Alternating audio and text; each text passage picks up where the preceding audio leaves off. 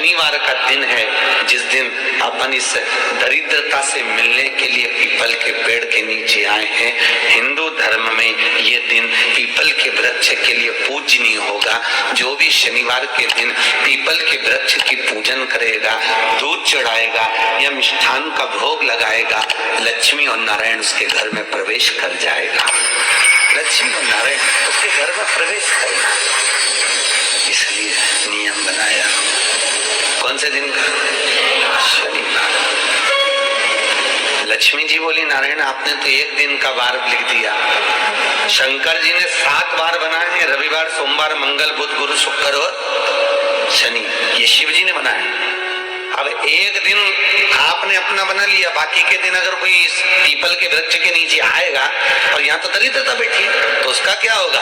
भगवान नारायण बोले, सुन दरिद्रता, तेरे से एक विनती है, अगर कोई भी मनुष्य इस पीपल के पेड़ के नीचे अगर 7 दिन में आता है और उसके हाथ में अगर कोई सामग्री होती है तो तू उसके घर में प्रवेश नहीं करेगी।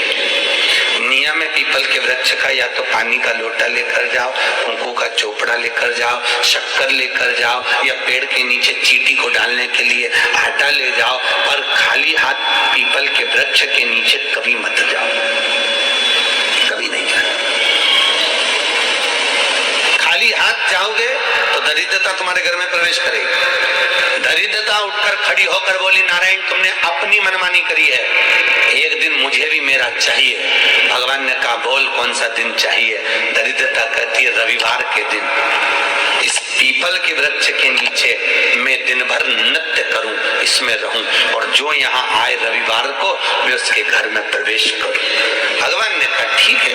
दरिद्रता, रविवार का दिन एक ऐसा दिन रहेगा जिस दिन तू इस पीपल के वृक्ष के नीचे नृत्य करेगी, और जो आएगा इस पीपल के वृक्ष के नीचे तो उसके साथ प्रवेश करेगी। मैंने तुझे वर दिया।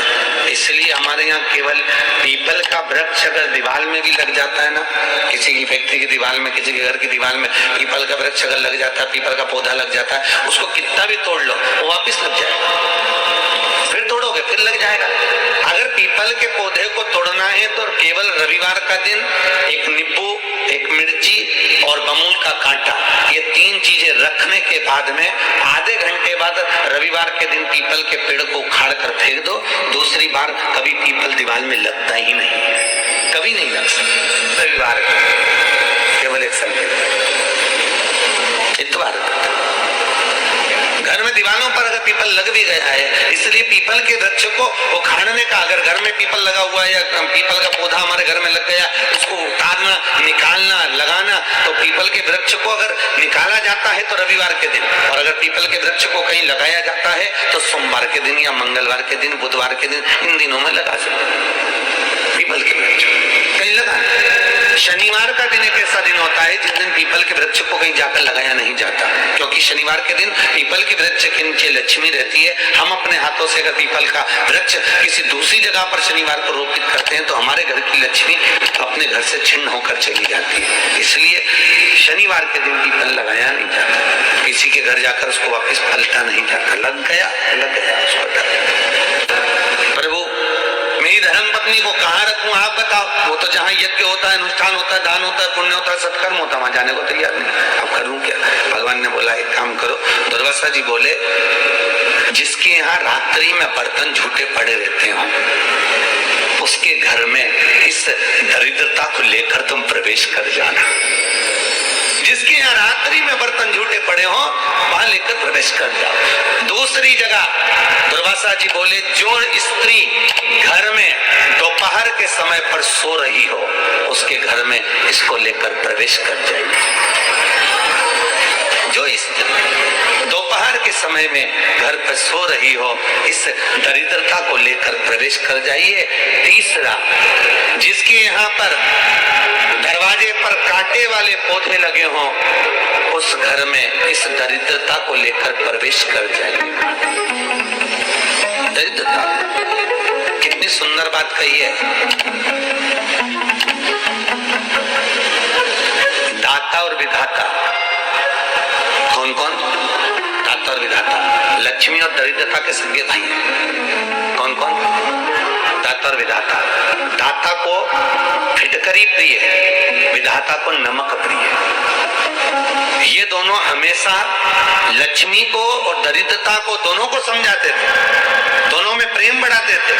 आज भी हिंदू धर्म की रीति है, यहाँ तो ठीक है, जिसके यहाँ पर भी अगर थोड़ी सी भी परेशानी होती है, थोड़ा सा क्लेश होता है, अशांति होती है, लक्ष्मी नहीं दिख रही हो, काम नहीं बन रहे हो, बहुत प्रयास करा जा रहा हो और हमारा कार्य नहीं होता, तो क्या करते हैं? फिटकरी और नमक को पानी में डाल देते हैं और घर में पोछा लगा देते हैं। आप लोगों ने आजकल फेसबुक पे भी पढ़ा होगा, व्हाट्सएप पे पढ़ा होगा। तो क्यों लिखा उसमें? उसका कारण ही केवल ये है कि दाता और विधाता की प्रियता उसमें।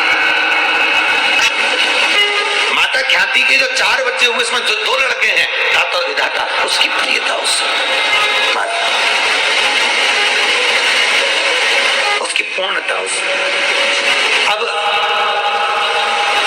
दुर्वासा जी बोले अपनी धर्म पत्नी को वहां लेकर, जहां कांटेदार पौधे लगे हों वहां पर लेकर प्रवेश कर जाइए।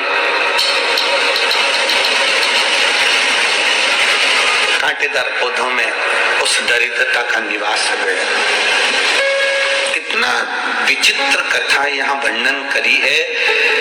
श्रीमद् भागवत के अंतर्गत जो वर्णन किया कि मृत्यु निश्चित है, रोग महाराज के कारण हो गया हो, अच्छे काम करते करते उल्टे हो रहे हैं, होते हैं किसी किसी के साथ में, विपरीत परिस्थितियां आ जाती है, अच्छा करने जाओ बुरा हो जाता है,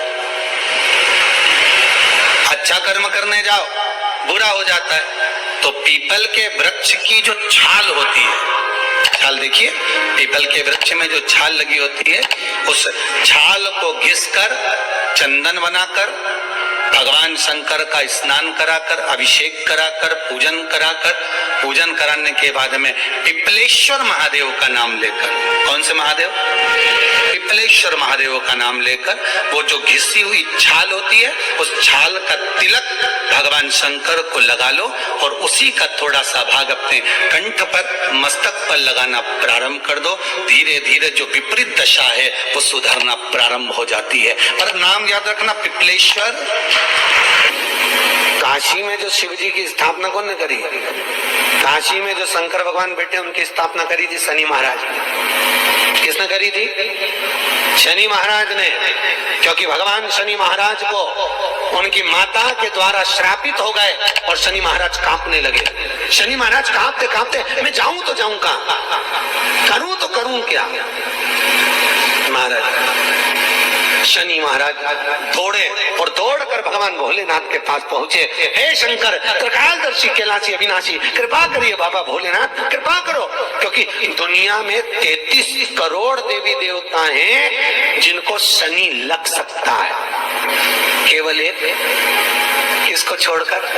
शिव को छोड़कर। राम जी को शनि लगा तो 14 वर्ष कृष्ण को शनि लगा तो मथुरा छोड़कर द्वारका चले। शनि लगा, हनुमान जी को शनि लगा तो गुफा में बैठकर राम राम जपना पड़ा। शनि सबको लगता है, केवल शनि नहीं लगता तो एक मेरे महादेव को, मेरे भोले बाबा को नहीं लगता। शंकर के पास में शनि आकर, शनि ने आकर कहा, भोलेनाथ कृपा करिए बाबा, मैं बड़ा कष्ट में हूँ, मैं करूं क्या? बाबा भोलेनाथ ने कहा, जा गंगा जी के तट पर काशी में जाकर एक शिवलिंग की स्थापना कर, उसकी आराधना कर और तेरा शरीर ठीक हो जाएगा, कष्ट नहीं भोगेगा। शनि महाराज ने काशी में जाकर शिव जी की स्थापना करी। आज भी नियम है, जिसको शनि लग जाता है एक काजल की डिब्बी ले लो और काजल की डिब्बी को 21 बार पलटार कर उसको एकांत में जाकर, जंगल आदि में एकांत में किसी पेड़ के नीचे सा खड्डा खोद कर उसमें काजल की डिब्बी को डाल दो और मिट्टी से पूर दो, उस व्यक्ति का शनि समाप्त हो जाए। काशी विश्वनाथ का नाम लेकर काजल की डिब्बी को 21 बार उतार कर अगर काशी विश्वनाथ का नाम लेकर शनि वाले व्यक्ति को अगर पेड़ के नीचे दबा दे, शनि शनि उसको परेशान नहीं कर। काशी कितनी मूर्खता है।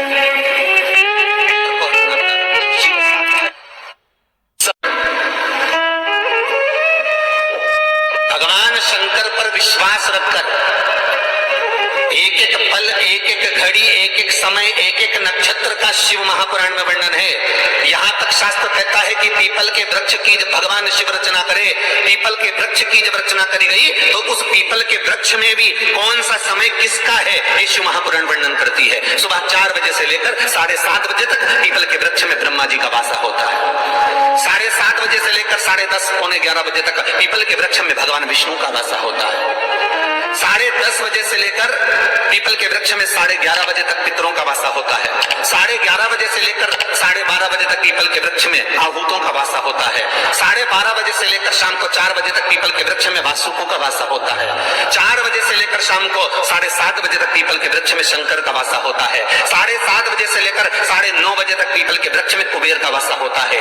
9:30 बजे से लेकर फिर कुबेर के वृक्ष में अन्य देवों का वासा चालू हो जाता है। इसलिए हमारा हिंदू धर्म कहता है, हमारे शास्त्र कहते हैं कि पीपल के वृक्ष को जब पूजा जाता है, पीपल के वृक्ष की जब पूजन करी जाती है तो सुबह 10:30, 11, ज्यादा से ज्यादा 11:30, ज्यादा से ज्यादा 12, उसके पहले पीपल के वृक्ष की पूजन कर लेना चाहिए। रात को कुबेर का वासा होता है, इसलिए पीपल के वृक्ष में दीपावली के दिन रात्रि को 8:30 बजे से लेकर 9:30 बजे के बीच में जो पीपल के वृक्ष के नीचे घी का दिया लगाता है उसके घर में कभी संपदा की कमी नहीं आती, क्योंकि कुबेर स्वयं विराजमान होता है पीपल के वृक्ष के नीचे। क्यों? क्योंकि 11:30 बजे से लेकर 12:30 बजे तक पीपल के वृक्ष में पितरों का वासा रहता है,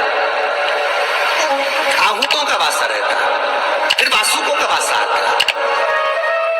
पितृ किसको कहते हैं? महाराज जो पूरी उम्र लेकर चले गए और उनके भीतर अभिलाषाएं बहुत थी, मैं ये भी करना चाहता हूं, मैं ये भी करना चाहता हूं, वो पितृ हो जाते हैं। आहूत किसको कहते हैं? जिस माता के गर्भ में बच्चा जन्म ले और मर जाए, ये 6 महीने का गर्भ धारण करने के बाद अवर्षण हो जाए, जीव पड़ने के बाद 6 महीने के बाद अगर बच्चा गर्भ में भी शांत हो जाता है, कुंवारी अवस्था में शांत हो जाता है, जिसका विवाह नहीं हुआ ऐसा बच्चा जब शांत हो जाता है, अधोगति में कोई मर जाता है, सुसाइड कर एक्सीडेंट में किसी भी रूप में मर जाता है तो वो आहूत कहलाता है। शनिवार के दिन जो पीपल के वृक्ष में सरसों के तेल का दीप लगाता है उसको शनि कभी परेशान नहीं करता। एक बात हमेशा ध्यान रखिएगा, मान लो अगर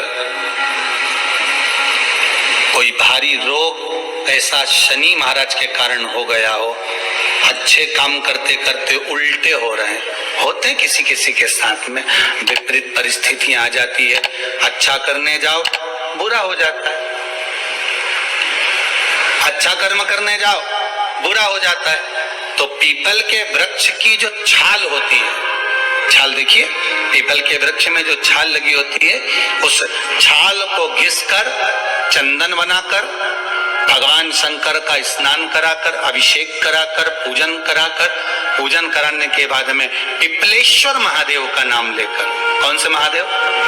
पिपलेश्वर महादेव का नाम लेकर वो जो घिसी हुई छाल होती है उस छाल का तिलक भगवान शंकर को लगा लो और उसी का थोड़ा सा भाग अपने कंठ पर, मस्तक पर लगाना प्रारंभ कर दो। धीरे धीरे जो विपरीत दशा है वो सुधरना प्रारंभ हो जाती है। पर नाम याद रखना, पिपलेश्वर